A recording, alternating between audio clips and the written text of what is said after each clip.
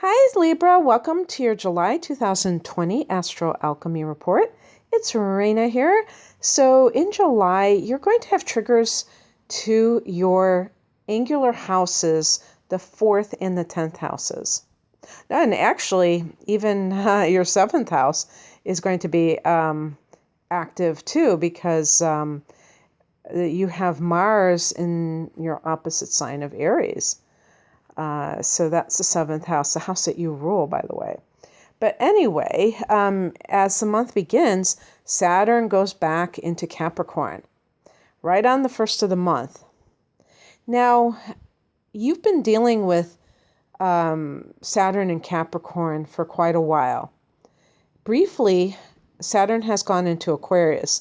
And normally I would say it was a respite. It was kind of like a rest from all of the kind of intensity of having Saturn in the 4th house with domestic affairs. But Saturn has been in the 5th house, which is about fun and love and creativity. And Saturn is not the kind of planet that takes very kindly to just frivolous, what it considers to be frivolous fun. Saturn wants to get serious about everywhere that he visits. So even in the love house, Saturn in this house can mean that you're very serious about, if you're single, you're very serious about finding a partner. So whoever you love, it's not going to be just a fling. Well, Saturn has been retrograding since May, and now it has gone back into the former sign of Capricorn, thus your 4th house.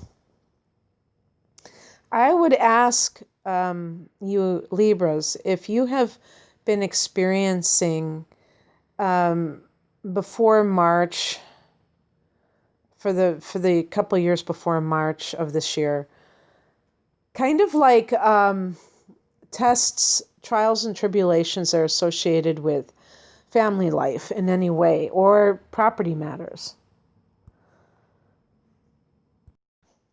Or if you took the responsibility of buying a home. Saturn can be a sense of duty, a sense of, thinking of planning for the future, laying down foundations. So definitely, let's say you bought a house in the last couple of years, and that has been a major kind of a thing, a major undertaking for you. Especially if you are somebody who is a first-time homeowner, where this is a new experience for you. And maybe some events have occurred in the last couple of years that have made you really think about this. Is this really worthwhile? Because, I don't want to, go off track, but there can be, especially nowadays, a lot of reason to reconsider that. Perhaps you've invested money in a house only to have your property taxes soar. And you're saying, wait a second, if I'm investing in, you're doing the math, if I'm investing so much into this, I'm working so hard for this, and now my property taxes are going up, how am I going to be able to really have an investment? Even if I, get all of the principal in 30 years, I'm still paying all this money in taxes. Things like that. So really, when Saturn is retrograding, you might not be all that motivated to continue, or at the very least, you're it's like an internal process. Speaking of an internal process, this is also the house of childhood. It's the house of your mother. Some people say the father for whatever bizarre reason. It's the family of origin. And if you have been taking care of your mother, or in some way having more responsibilities with her, this may come back as a theme for the rest of this year. Because Saturn is not going into Aquarius until mid-December. So we're talking about pretty much a 6-month period of dealing with this Saturn transit in the fourth house, although Saturn does go direct in late September. So a Saturn in the fourth house can be not being able to escape, kind of like the work that needs to be done. And when I say work, I'm just talking about the attention placed upon this area of childhood and how it has impacted you. And especially if there's any kind of strained relationship or taking care of a mother, that can bring these things up altogether, because these kinds of issues don't go away because you turn some milestone age like 30 or 40. These issues are things that can stay with us as long as we refuse to deal with them. And even when we refuse to deal with them, even when we deal with them, the fourth house, some people might choose to go through therapy. I'm talking about like in the last couple of years, you may have gone through therapy because of these issues, especially if you're of a certain age where it's like you really feel the need to get beyond this. And typically this would be in one's later 20s when you're having your first Saturn return and you're starting to really, the fairy dust is starting to wear off from childhood, where the person really wants to individuate. They want to become their own person, and they can see very painfully clear how much they are still beholden to their parents in some way, whether it's wanting, what do you call it? Wanting acceptance and feeling resentful that if a parent is trying to get them to do certain things and what have you, and these kinds of things can really become obvious. On the other hand, the person may feel like they want to, heal from this. And it's like they want to deal with it, but by the same token, they don't want to keep having it come up for themselves. So with Saturn retrograding, there may be still some things that you need to heal. And when, the best way you can find that out is how touchy you are about certain things. If you're still very sensitive about certain issues, it means that they probably haven't been fully resolved. That's really another way of putting it, is resolution. And resolution does not mean that everything is how you want it to be. It means that it's resolved within yourself, that you accept the things that are not meant to be.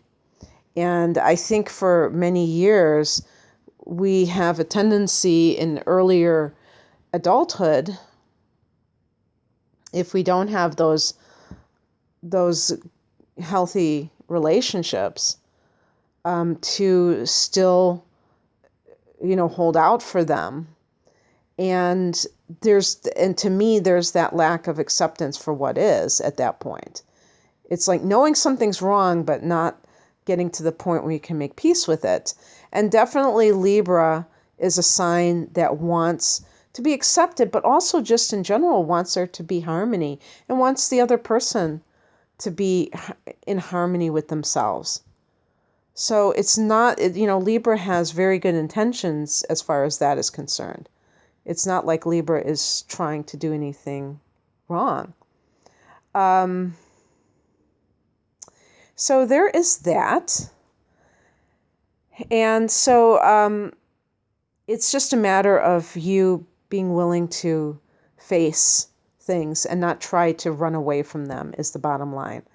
And really, that's just the way life, the more that people just embrace what comes at them, even if it does feel very triggering and challenging, they've, won the battle.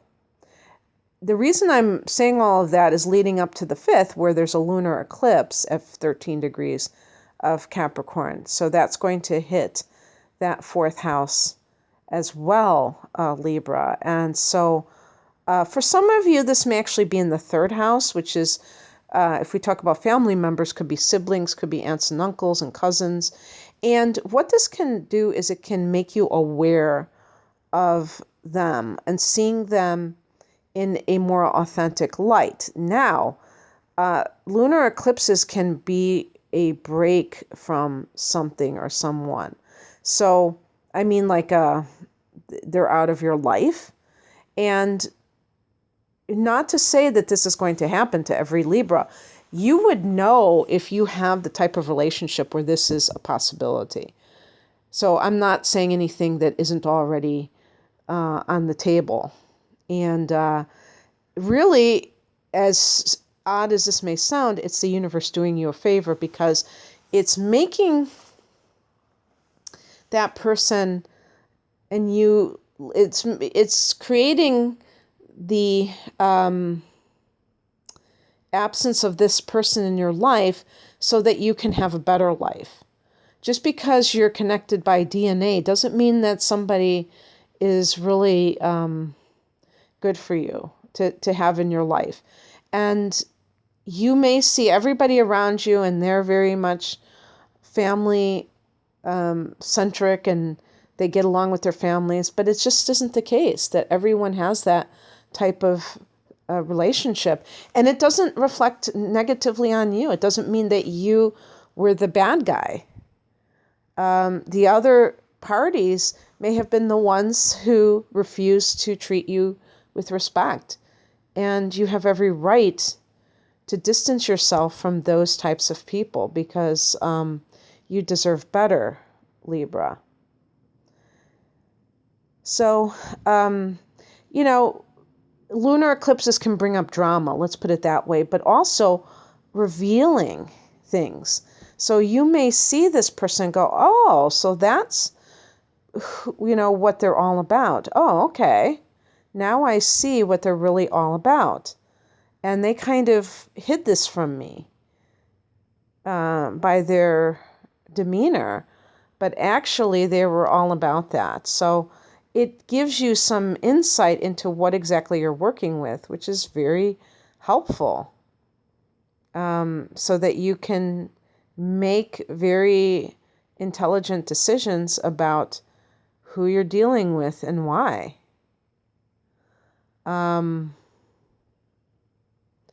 It's just one of those things that is so important that when we're dealing with people, that we're seeing, it's like masks off, where we see people as they are, because otherwise we can get bamboozled. We can believe that somebody has our best interests in heart and they don't. So that's happening. This can, if it's in your fourth house, this can, give you the ability to break free from the past, which is always helpful. Mercury goes direct at 5 degrees of Cancer. This is affecting that opposite house, which is the career sector. So you may have been discussing, negotiating with people in positions of authority, and now the negotiations are set. Mercury will get out of its shadow on the 30th of the month. Mars is in Aries the whole month. This is your 7th house. So the 7th house is the house that you rule, the house of committed partnership, although this could also be a lawsuit, or if you're involved in a legal affair, and maybe this is involving family members, and this is why we're seeing all this like kind of endings or revealing of things going on, and even Saturn going back into that 4th house. Just all kinds of things. Who is going to be if the mother is being taken care of, who is I never know the name of that. Power of attorney, that's what I was thinking of. And so this kind of thing can be problematic if, either way, even if you're the one that is named power of attorney, if you have siblings that are envious, who feel that you were always the golden child, that can not be your fault, but it can show up as some kind of rift or what have you. So there's all kinds of things that can be going on here that that have to do with family. And with the 7th house, yeah, I'll just leave it there, because it can be, I mean, something positive where you and your mate are really spicing things up and, getting feisty. It doesn't have to be that you're arguing. It could be just that you're doing things, you're more active together. Maybe you're exercising together. There's a black moon, which is the second new moon in the month, at 28 degrees of Cancer on the 20th of July. And this is going to jumpstart a 2.5-year cycle until the next black moon. So that means that this being in your 4th house, you might want to set intentions regarding longer range goals that have something to do with the 4th house. Maybe with Saturn in the 4th house, this is something where you have been feeling like you can't move, or that you've been trying to sell property and it's not selling and stuff like this. I wouldn't be surprised if you have some kind of ability to sell a house that has been previously having problems. And this might be even more likely closer to the end of the year, after Saturn goes... No, maybe when Saturn's retrograde, it's actually better. Who knows? Because it doesn't carry its full force. So this might be a great time for you to be able to sell a home. Also, and you will have a lunar eclipse here in December, so perhaps that will be the final, for those who still haven't sold, that'll be the time when you're able to find closure in that area. The sun goes into Leo on the 22nd, and this is a friendly angle. This is a sextile. This is affecting your 11th house of hopes and wishes. So it's a very idealistic house for you, Libra. It's a social house. So that's good for you because you like to socialize, most of you, unless maybe if your sun is in the 12th house, you're more of a hermit, but in general. So I hope that you enjoyed this, Libra. If you would like a private reading, the link is below. Have a great month. Take care. Bye.